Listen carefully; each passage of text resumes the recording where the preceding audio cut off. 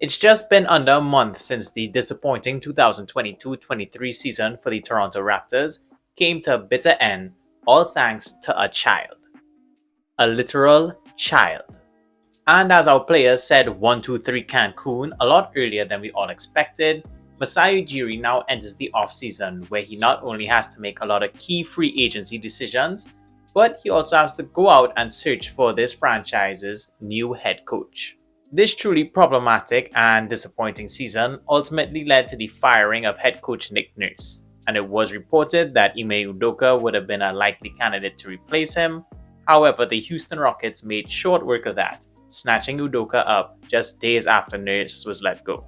Now entering the offseason, the Toronto Raptors would be looking to bring in the 10th head coach in franchise history. And while this would be a big step in ensuring that the franchise will be moving in the right direction in the upcoming seasons, I don't think a new coach would just magically fix all of our problems, because we have a lot. The main problem that this franchise is facing runs a lot deeper than just coaching changes. It's been brewing over the last few seasons and has finally caught up to us. But while bringing in a new head coach should help, we won't get back to our winning ways unless we address the root of the problem, our poor roster construction. But before we jump into the video, everybody, as always, make sure to give this video a like, share with anybody you want to, and subscribe to the channel. I'll greatly appreciate any support you're willing to give. And as always, if you're looking to find me outside of YouTube, you can give me a follow on Instagram and TikTok at sportsbutcasually. The links to both social medias will be in a link tree in the description below. And now, let's get into the video. First off, I just want to thank Nick Nurse for everything he's done in his 10 years in Toronto. He's the best coach we've ever had, an absolute tactical genius, and led this franchise to its first ever championship. That being said, let me take you guys back to when this problem first started, and that was after the bubble. As you guys may remember, the 2020-21 NBA season started around Christmas time, late December, close to Christmas Day, because of you know what. Can I say that word? Now? Like, would I still be demonetized if I say that word? I guess it doesn't really matter. I'm not monetized anyway. So yeah, that offseason, the Raptors, like a lot of other teams, entered the Giannis sweepstakes. Giannis was coming off of an MVP and DPOY season and was entering the last year of his deal with the Bucks and was set to become an unrestricted free agent in the summer of 2021. So naturally, a lot of teams were keeping an eye on this. Us, the Mavs, and the Heat, if I can remember correctly. So with that in mind, the Raptors made a lot of roster and financial moves so that if he were to hit the open market, we would have enough dollar bills, y'all, to bring him in. It was an attractive offer. At the time, the Raptors were still one of the best teams in the league. We actually beat Giannis and the Bucks in 2019 to go on to win our championship. And we had a young and promising core of Pascal Siakam, OG Anunoby, and Fred VanVleet to surround Giannis. So, he doesn't have to do everything. And if you want to go back even further, back when Giannis was drafted in 2013, there's boardroom footage of Masai Ujiri frantically trying to use our 2015 first rounders to trade with either the OKC Thunder or the Minnesota Timberwolves for the 12th or 14th pick in order to move up and select Giannis. He went on to say that the kid we want to pick, we feel like we don't think there are many kids in 2015 that would be at his level after 2 years. Turns out he was absolutely correct, because before the 2020-2021 season, Giannis was already a 2-time MVP, Defensive Player of the Year, Most Improved Player, and a 3-time All-NBA and All-Star player. So it really was a no-brainer that Masai Ujiri would want to bet the house on signing Giannis if he ever became a free agent.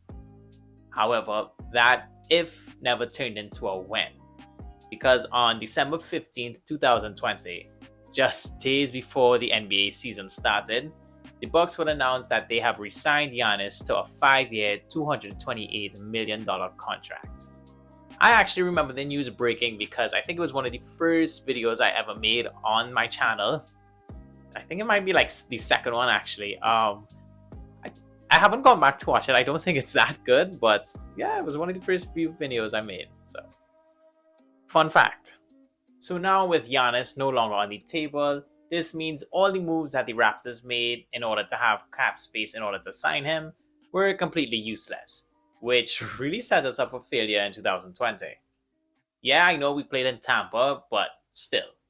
In order to penny pinch, the Raptors let two key free agents walk out the door, the big man duo of Serge Ibaka and Marc Gasol, two players that were absolutely instrumental in helping us win our championship.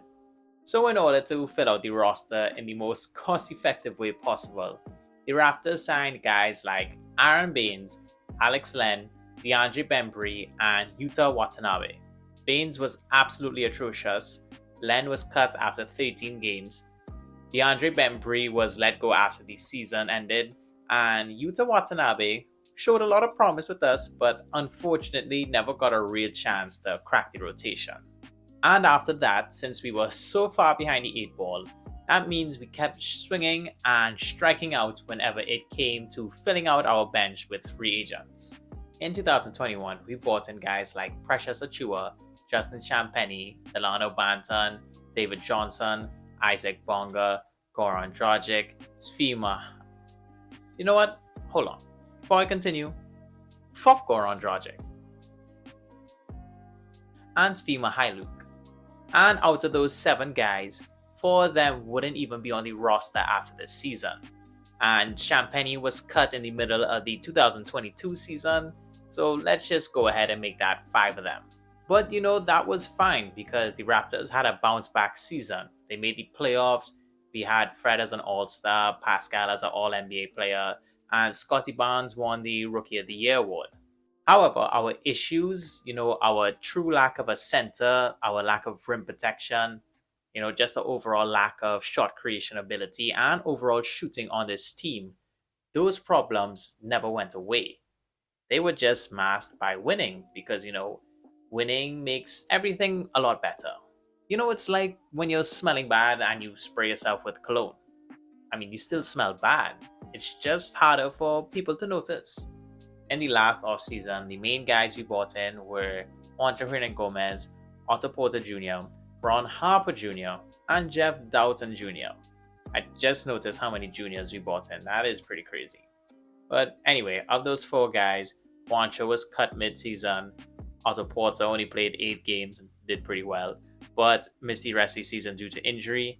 And Ron Harper Jr. was a G League guy and only played like 9 games. This means the best free agent that the Raptors have brought in over the last 3 seasons was Jeff Doughton Jr., a guy on a 2-way contract. The bar is very low, but I love Jeff. And now you might be asking yourself, Andrew, what does the Raptors positioning themselves to sign Giannis back in 2020 have to do with them, firing Nick Nurse in 2023? And my answer to that would be, that guy with the set of dominoes kind of meme?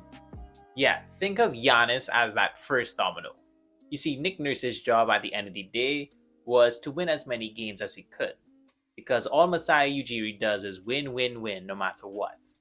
However, due to Masai going all in for Giannis and crapping out, Nick was left with a poorly constructed roster with only 7 to 8 serviceable guys over the last 3 seasons, which makes his job a lot harder to do, I would imagine. This was probably the main reason why he overplayed his starters, because not only were they the best players on that team, but the team's overall production would drop off whenever they left the court. Nurse was just trying to win games by any means necessary. You kind of have to respect the hustle. And since the team lacked a true center and rim protection for 2.5 seasons basically, no, I am not counting Aaron Baines.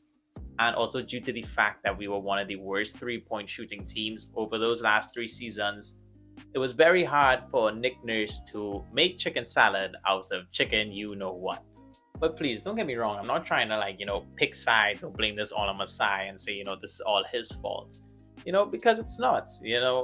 Nick does not get fired for, doing nothing wrong. Of course, he has his own faults and he does have his share of the blame for this whole situation over the last 3 seasons.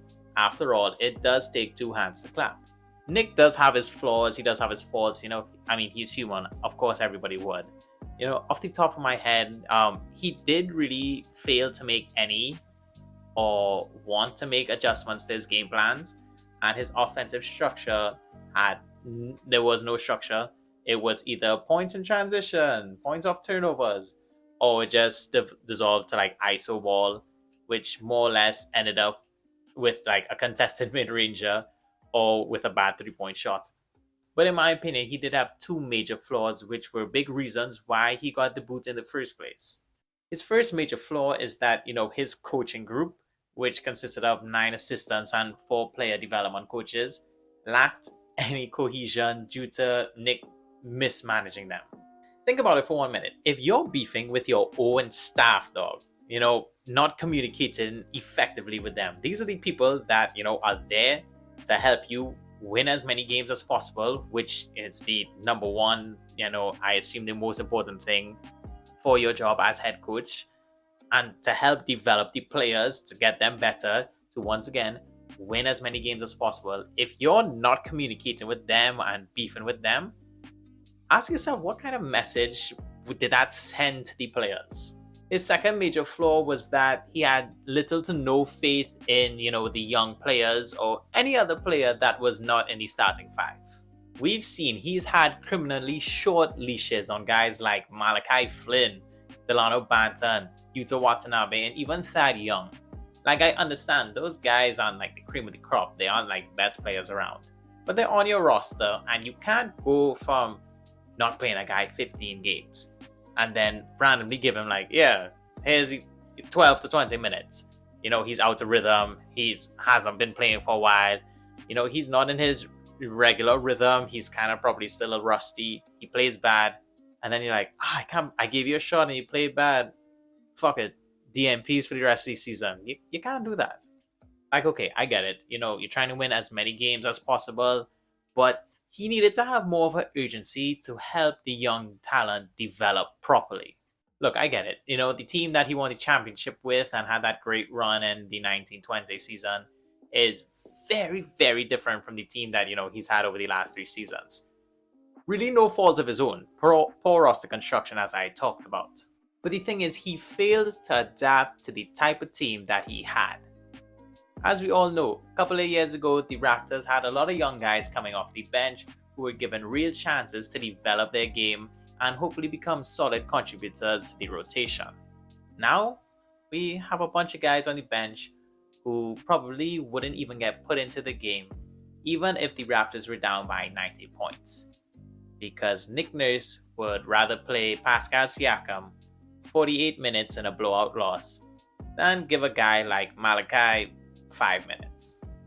At the end of the day, maybe I'm just dumb, and maybe I'm just, making a mountain out of a molehill, and there's no real connection between those two events. I just really wanted to make this video to kind of show everybody that, the problems the Raptors are facing did not just happen or didn't just come from this season. They weren't just because of, they were kind of because of Nick's comments a couple of months ago, but not just because of that.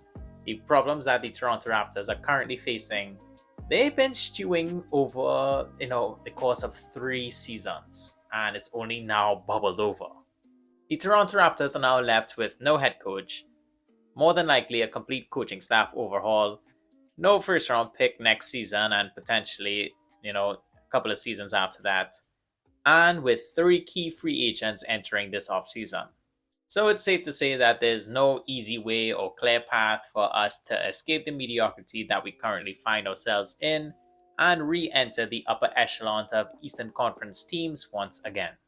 But I ain't going to talk about those problems now. I'm going to save them for my Raptors offseason preview video coming in a couple of months, so you guys should stay tuned. Anyway, I hope you guys really enjoyed the video. And do me a favor, let me know who you guys think should be the next head coach for the Toronto Raptors in the comments below. I would love to read all of you guys' opinions. And until my off-season video for the Raptors, I shall see you guys next time. So take care of yourselves. Later.